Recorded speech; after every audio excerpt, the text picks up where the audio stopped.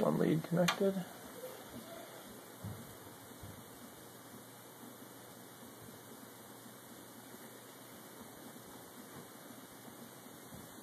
Give us a little bit more leadway here. A little more space between them.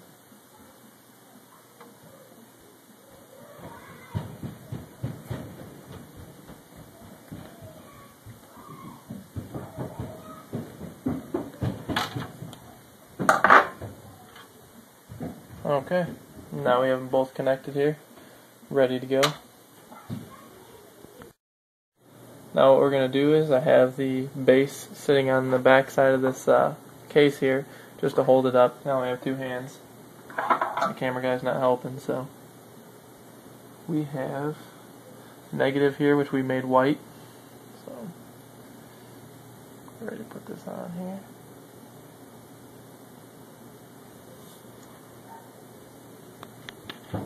Line it up on there. Crimp it.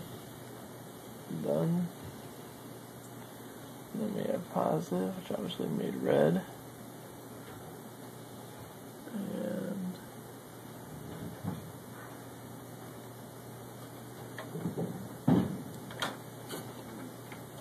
okay. Now you can electrical tape these if you want to. Normally they're pretty good. Plus these wires are stiff, so I don't think we're going to run into any problems.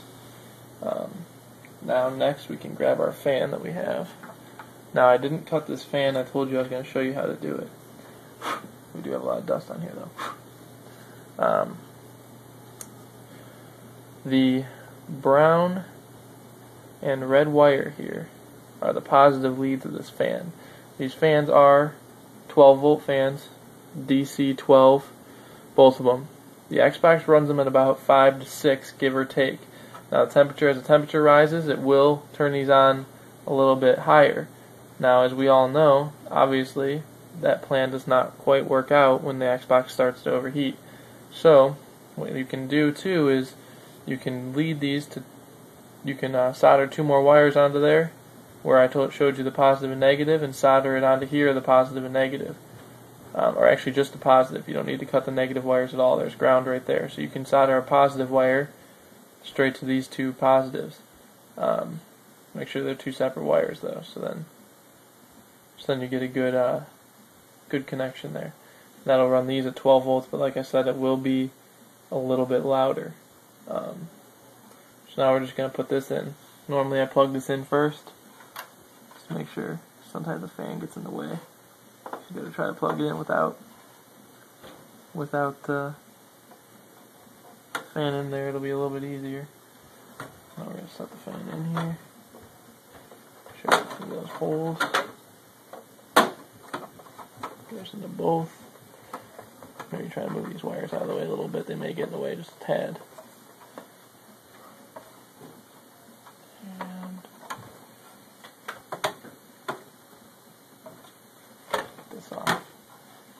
Here.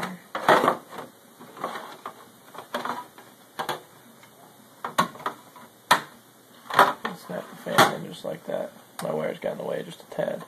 But as you can see now, fans are in there and plugged in, nothing's in the way. We're all set there. Next we're going to take our two cords for our disk drive. We're going to put these in.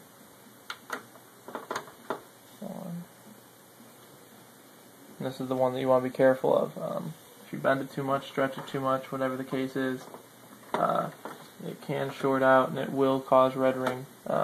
Something as simple as this cord, I had an Xbox do that to me.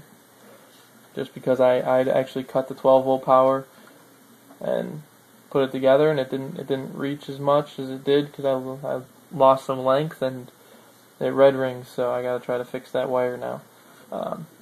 Disk drive's ready to go in. First we're going to actually put in our aerodynamics, if you will. The right way, though. Kind of helps.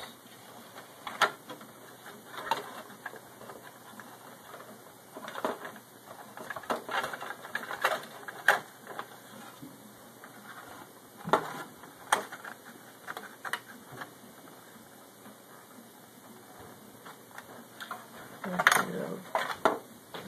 had a piece of ours just break off a little bit here. We're going to have to get that out here. There we go. We just had a piece of our fan casing break off, and I didn't even pull it out hard. I'm going to set that in there now. Okay. Now our fan's in there and ready to go. We're all set. Okay, as you see here, we taped the cord and routed it around the top of the casing. Now it is permanently connected to the bottom, which kind of makes it a little bit harder to move around. But make sure too that it stays off this heatsink. We want to tape it to the top and keep it off this heatsink. It will melt through the wire. Maybe not if it's just sitting on there, but you don't want to take the chance. So I just taped it up, made sure it's kind of a little bit further away. If you even want to put like tin foil or something over your heatsink, you probably could do that too. Just make sure it stays away. So now the top of the casing fits on good. Our next step is putting on this front faceplate right here with our screws. So we're going to make sure that this is pushed down, slides in.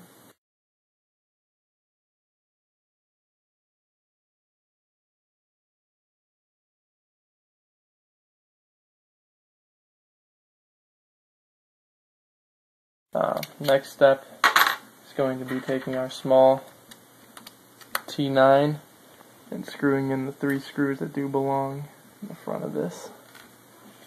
If you do lose one of the black ones, it's not a big deal because we did eliminate 8 of them on the by doing the X-clamp fix, if you will. I think I grabbed the bigger.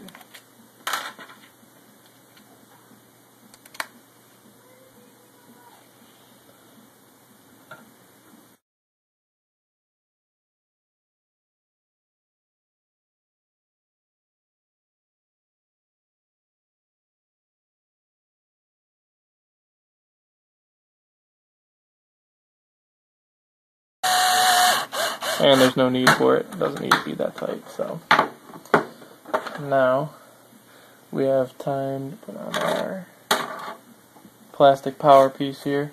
Now something about this, you do want to make sure that the up arrows are upward, that your button is showing. If you put that on backwards, you'll put on your whole Xbox, you'll put on everything else, and you'll realize that the power button doesn't work when you push it because this isn't lined up right, and it really sucks when you do that. Now we can set our disk drive back in. Plug in the power cables. Remember, do this gently with this white power cable. It can be fragile. I know I said that a bunch of times, but for people that didn't hear it, don't always pay attention. Now we can set our top piece on here.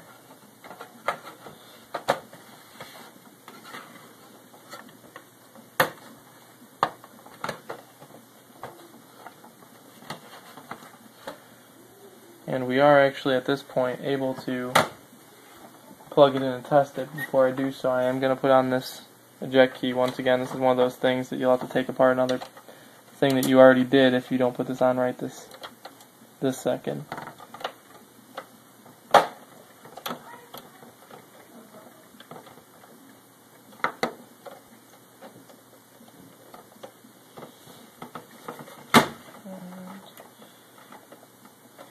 Not lined up.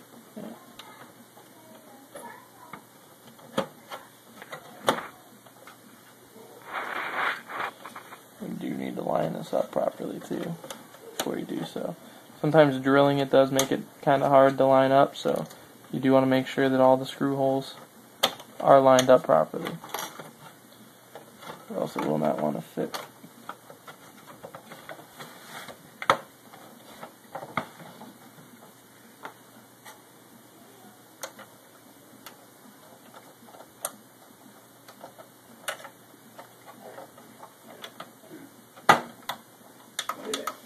We're good there.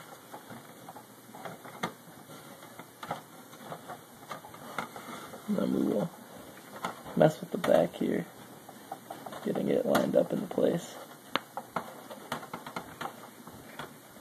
Here in a minute. Now we are able to pick it up and test it. Alright, here we are for the first test. We have it plugged in without the bottom on there. I like to do this way because in case anything happens, we do need to be able to reopen it easily, not to rework over everything. Just going to use something to put in there. As you can tell, it's quiet, so there's not too much going on. And there we go. We have it up on the screen, working. Okay, we let it run for about a couple hours, about 3 to 4, and everything seems to be pretty cool. So, it seems to be working pretty good. Now we're gonna put this top back on. I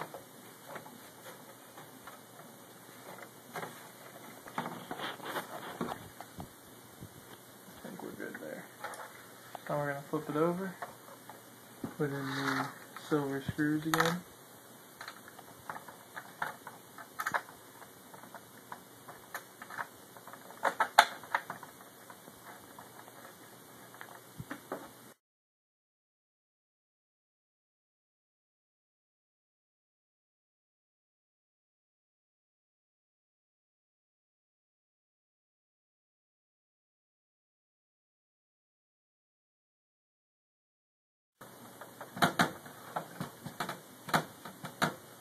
Everything's on there.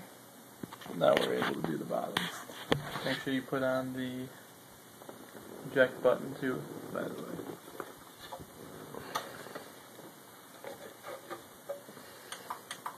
Make sure it works. Make sure you have this on the right way. And then we're ready for the bottom. I did not put the black screws in, obviously because of the screws that we put in there for the X-clamp fix, as well as any of the other screws. Not really needed. It's held in there pretty good. Nothing's gonna let go.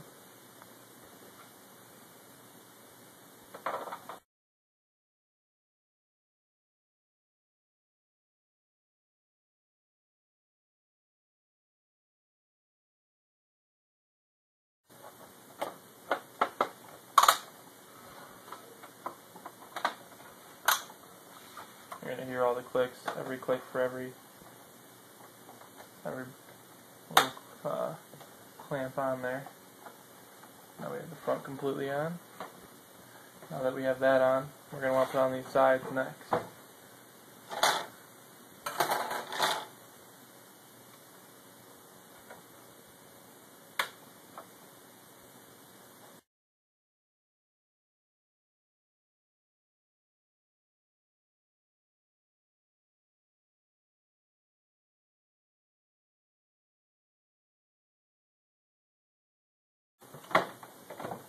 This lip right here is cut out, goes towards the front. That's a lot better. There we go. Those just snap on there real easy. The hard drive one's pretty simple too as well. Hard drive hole is going to line up.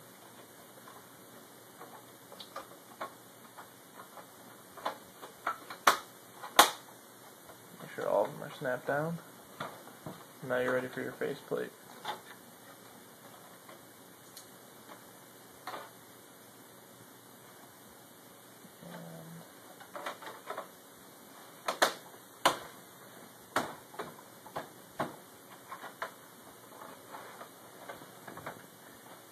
You're all set. There we are, final test, all put together. Plugs in the back, same Xbox. Elite hard drive.